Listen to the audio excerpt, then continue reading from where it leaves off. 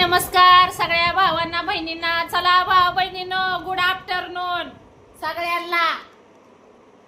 उन्हाळ्याचे दिवस चालले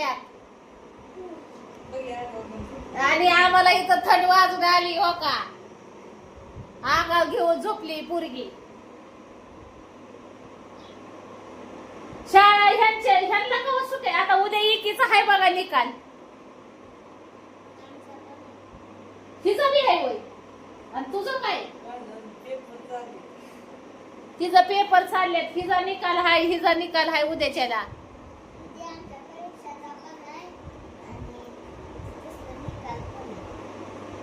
उद्या ह्यांचं निकाल आहे तर ह्याच कशाचं पास नापासचं. चला भाऊ बहिणीनो, आज आहे ना जरा जेवण झालं बर का. पण आज जरा कुरडयाच्या भुग्याचं कालवण खाल्लंय बघा. कुरडयाचा भुगा केला होता. कालवणालाच नव्हतं राहिलं काय. मग म्हणलं पियाने केलता कुरड्याचा. बेसन केलं तर बेसन रातचं पुरीनं केलेलं होतं तीच खाल्लं मी. आणि कुरडयाचा भुगा तर मला फिसकुटाचा ढिपूर आला. तुझ्या गळ्यातली चैन तू घालत नाही का काय. त्यातलं हे कुठं आहे.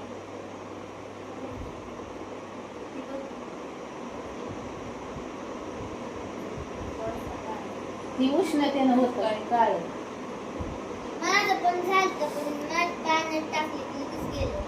उष्णतेनं होत उष्णता. चांदीला उष्णता ही खपत नाही. तर आता सकाळी झाली नवऱ्याची माझी भांडणं. भाऊ बहिणीनं सारखा पैसा मागतोय. दे पैसा दे पैसा. नाही दिला की मला आहे ना नको ती बोलतोय. नवरदेव म्हणणार. आणि त्याला काय उलसक नवऱ्याला बोलायला गेलं की आहे ना माझी हाय गाय करतोय. आणि तुम्ही म्हणता नवरा बायकोची भांडणं. नवरा बायकोची काय सांगू नवऱ्याची कहाणी. नवऱ्याला कालच म्हणलंय मला सोडचिठ्ठी द्या. ती म्हणलं बाबा म्हणलं मला सोडचिठ्ठी मला नाही नांदायचं. होय होय दी तू म्हणला सोडचिठ्ठी. कशी काय करायचं सांगा तुम्ही. पोरगी मला म्हणते डिग्री होऊस तर सोडचिठ्ठी घेऊ नको. माझी डिग्री झाल्यावर सोडचिठ्ठी घे. बघा माझी पोरगी बी कस काय करायचं. आणि एक म्हणती मला घेऊन जा तुझ्या बरं. माझी कस्टडी तुझ्याकडे घे. ती बी म्हणती मला तुझ्यापाशीच राहायचंय. हिचं काय म्हणणं आहे तुझं. मला तुझ्याकडेच राहायचंय. मग बापाला मोकळा ठेवायचा होय.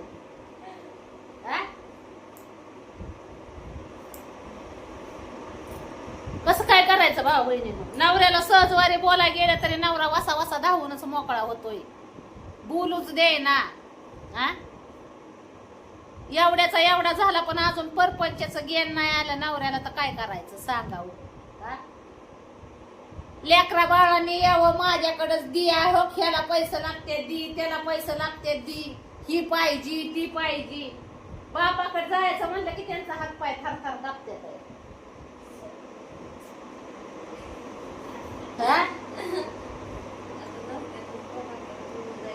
आणि बापाने यावं माझ्याकडेच दी पैसे. आता सकाळीच हो का पैसे मागत होता मी दिलंच नाही तर भाऊ बहिणींना. कमन द्यायचं म्हणलं. बघा आपलं उद्योग म्हणलं करा. देवानी सगळ्याला 2 हात 2 पाय दिले तर या कवर दुसऱ्यावर अवलंबून राहायचं. तुम्हाला दिसल माझं तोंड मी बडबड करते मी भाऊ बहिणीनं बडबड. मला माहित आहे ना काय रीत आहे ती. त्याच्यामुळं मी करते बडाबडा. माझं तोंड दिसत सगळ्यांनाच.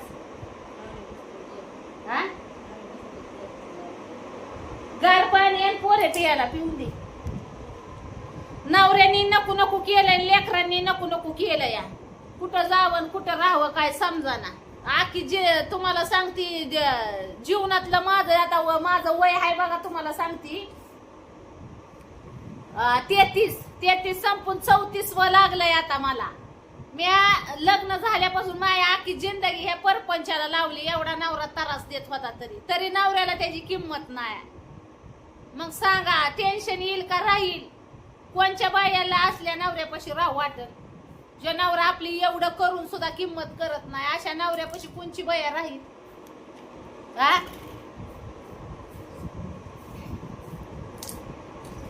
तरी तुम्ही बघता इतके दिवस झालं सोशल मीडियावर आहे कवा आहे ना परपंच लेकर बाळ सोडून अशी कुठं बाहेर हिंडाय फिरायला पण नाही. हा का असती कुठं हिंडाय फिरायला? सतत ह्यांच्यातच सतत ह्यांच्यातच. हा तरी नवऱ्याला अजिबात कुठल्या गोष्टीचं ही व्हाय नाही, फरक पडा ना. आणि एवढं एवढं बोलाय गेलं की गांधीन कशी थाय थाय थाय थाय घ्या घ्या घ्या घ्या घ्या घ्या घ्या घ्या अशी सवय आहे. गांधीवानी कांगा रवळा करून मोकळं व्हायचं. लय रागी तुम्हाला भाऊ बहिणीनो, पण मी काय करते टाकती नजर अंदाजच करते. या वैतागलाय जीव माझा ह्यांच्या ह्या माणसाच्या. नवरा करून तर जिंदगीचाच पत्तावा झालाय. जिंदगीभरची काय म्हणतात मग चान्स आहे मला सुटका मिळवायला. सोडू शकते मी, माझं जीवन जगू शकते, पण मी ह्या लेकरा बाळांच्या तोंडाकडे बघून आहे ना शांत बसती गप बसती. असं वाटतंय जाऊ द्या मरू द्या, आता एवढं दिवस गेलं थोड्यासाठी कशाला आहे ना हे करायचंय म्हणून.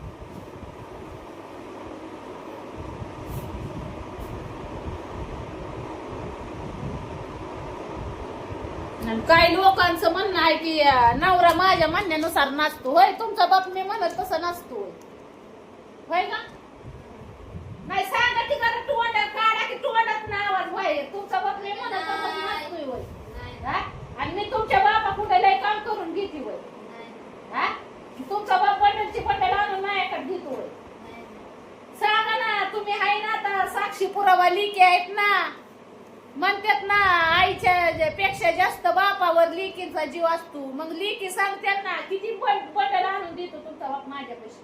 थप्याचे थप्या होय. तुमच्या समोरच देत असेल ना का तुम्हाला घडवून देतो? हा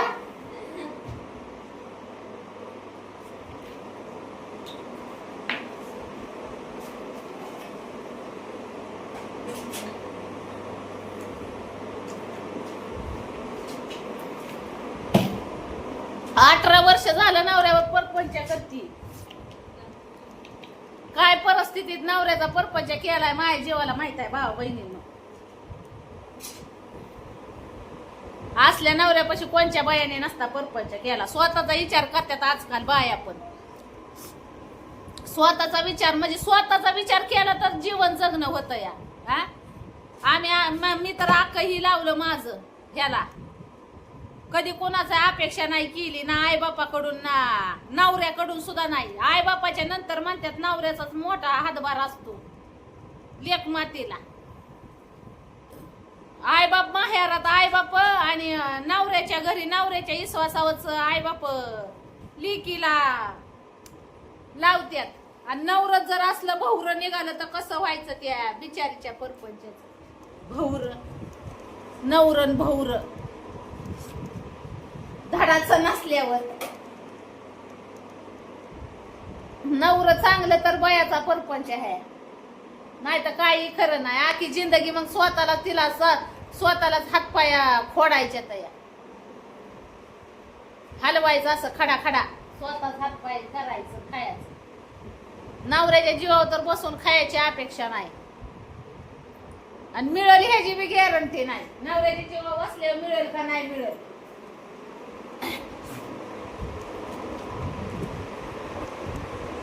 एक दिवस लय भाव का तरी भाऊ बहिणीनं मी शांती घेतली. स्वतःला कंट्रोल करूनच राहते मी. असं वाटतं नको बाबा आपण जर बडबड केलं की आपल्या डोक्यावर परिणाम होतोय. हा खाणारे खात्यात राहणार राहत्यात आणि आपणच टेन्शन मध्ये. त्याच्यामुळे मी तरी स्वतःला लय कंट्रोल करते.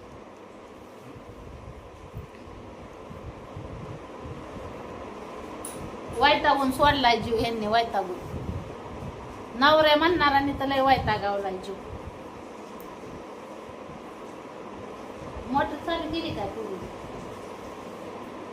बघ बरं मोटर चालू केली का काय हा?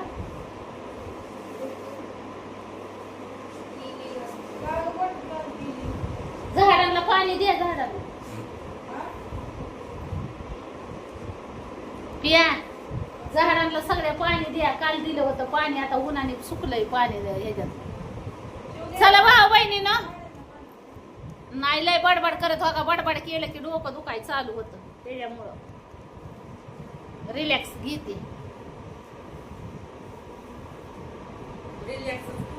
हा रिलॅक्स म्हणजे शांतीला धरती शांती शांती घेते शांती